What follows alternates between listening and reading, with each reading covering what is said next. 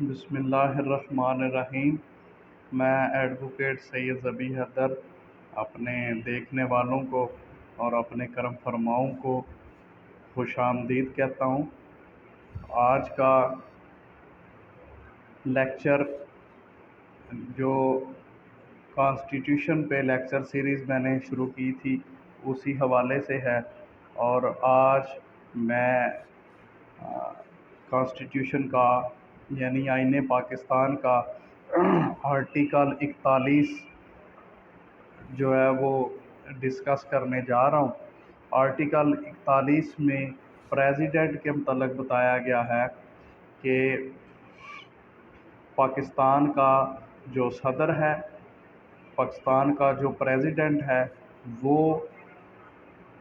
کیسے الیکٹ ہو کے آئے گا، اس کا الیکشن کیسے ہوگا، اس کی کوالیفیکیشنز کیا ہوں گی، اور اس الیکشن میں کون کون سے لوگ اپنا ووٹ ڈال سکیں گے، اپنا ووٹ کا حق استعمال کر سکیں گے۔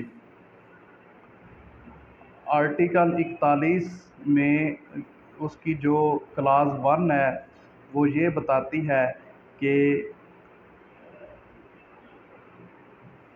پریزیڈنٹ پاکستان کا ایک ہوگا جو کہ ہیڈ آف دی اسٹیٹ ہوگا۔ پریزیڈنٹ ایک جو ہے وہ ہیڈ آف دی اسٹیٹ ہوگا اور یونٹی آف دی ریپبلک کو ظاہر کرے گا۔ اس کے بعد کلاس 2 میں اس کی کوالیفیکیشن کے متعلق بات کی گئی ہے کہ وہ جو ہے وہ مسلمان ہوگا اور اس کی عمر جو ہے وہ 45 سال سے کم نہیں ہوگی، اور وہ ایک ایم این اے کے لیے جو کوالیفیکیشنز ہیں وہ ساری کوالیفیکیشنز رکھتا ہوگا، بلکہ کوالیفائڈ ہوگا ایم این اے یعنی ممبر آف نیشنل اسمبلی کا الیکشن لڑنے کے لیے وہ کوالیفائڈ ہوگا۔ وہ ایک ایم این اے کی کوالیفیکیشنز اور اس کی عمر جو ہے وہ 45 سال سے کم نہیں ہوگی بلکہ 45 سال سے زیادہ ہوگی، اور وہ مسلمان ہوگا۔ یہ اس کی کوالیفیکیشنز جو کلاس 2 میں بتائی گئی ہیں، اور کلاس 3 میں یعنی کلاس نمبر 3 میں جو بتایا گیا ہے وہ یہ ہے کہ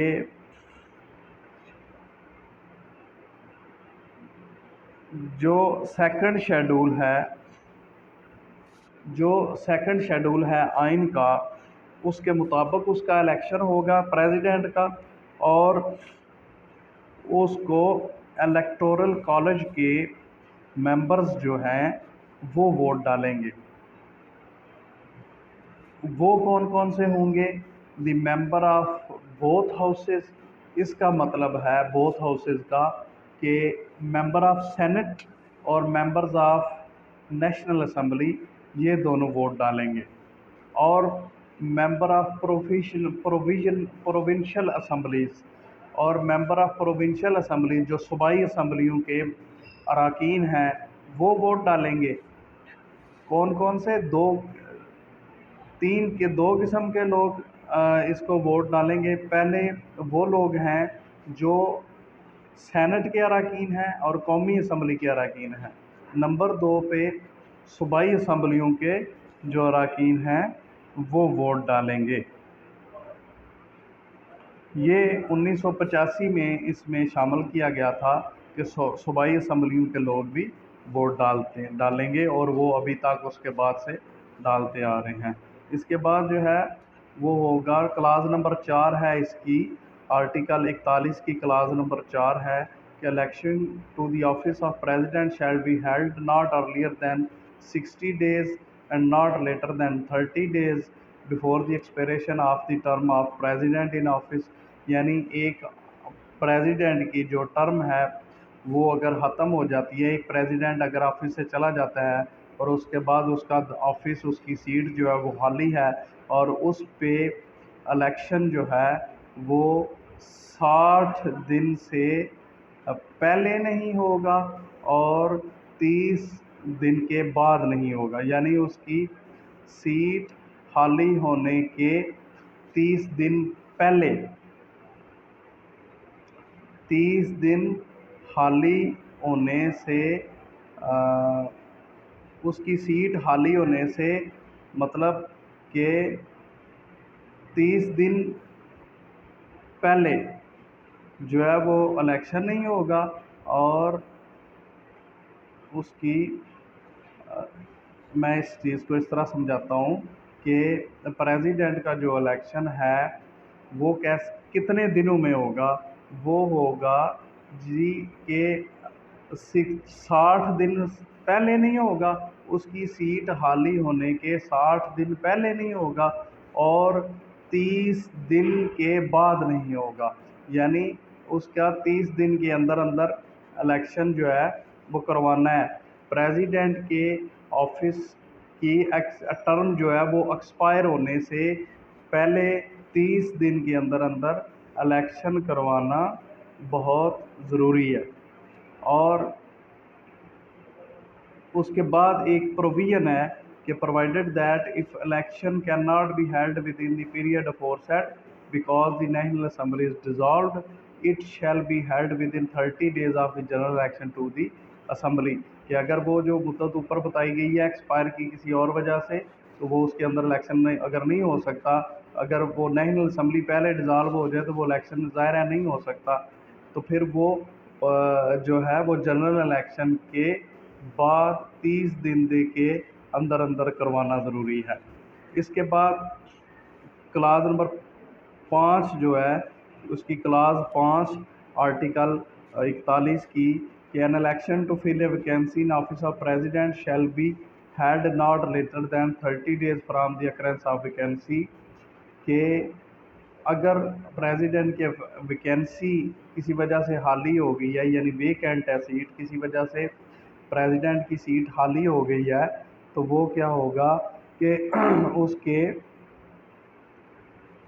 बाद 30 दिन के अंदर अंदर जो है वो फिल करनी बहुत ज़रूरी है। इसके अंदर भी प्रोविज़न है कि वो असम्बली अगर डिज़ॉल्व हो जाए तो वो मतलब असम्बली के इलेक्शन के बाद 30 दिन के अंदर अंदर करवाना ज़रूरी है, इसमें भी वो बताई गई है। इसके बाद क्लास नंबर 6 है कि किसी भी कोर्ट ऑफ लॉ या किसी भी अथॉरिटी को उस उसके ऊपर सवाल उठाने का कोई इख्तियार नहीं है।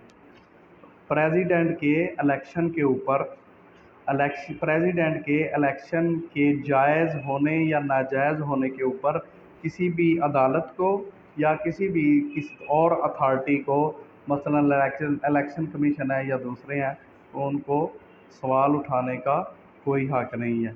ये है जी आज का लेक्चर। ये आर्टिकल 41 इसकी 6 क्लासेज हैं जिनमें मैंने सबको एक्सप्लेन कर दिया है और ये भी लॉ के स्टूडेंट्स के बारे में लॉ के स्टूडेंट्स के लिए बहुत ज़्यादा हेल्पफुल है। और हमारे वो नाम नहाद सियासतदान जिनको कॉन्स्टिट्यूशन का नहीं पता और वो आके ऐसे ही मीडिया पे गलत आर्टिकल बता के गलत चीज़ें बोल के चले जाते हैं और आवाम को भी नहीं पता चलता, तो वो उनके लिए ये लेक्चर जो है मददगार साबित हो सकता है। और आज का लेक्चर जो था वो सदर पाकिस्तान के बारे में था कि वो उसकी सदर पाकिस्तान बनने के लिए एक बंदे की क्वालिफ़िकेशन क्या होगी और उसका इलेक्शन कैसे होगा और कितने दिनों के अंदर होगा, और उसके बारे में ये जो आर्टिकल 41 की 6 आगे क्लासेस हैं वो मैंने एक्सप्लेन कर दिए हैं जी। आपकी ज़हमतों को तमाम करता हूँ। आपका बहुत शुक्रिया। अल्लाह हाफ़िज़।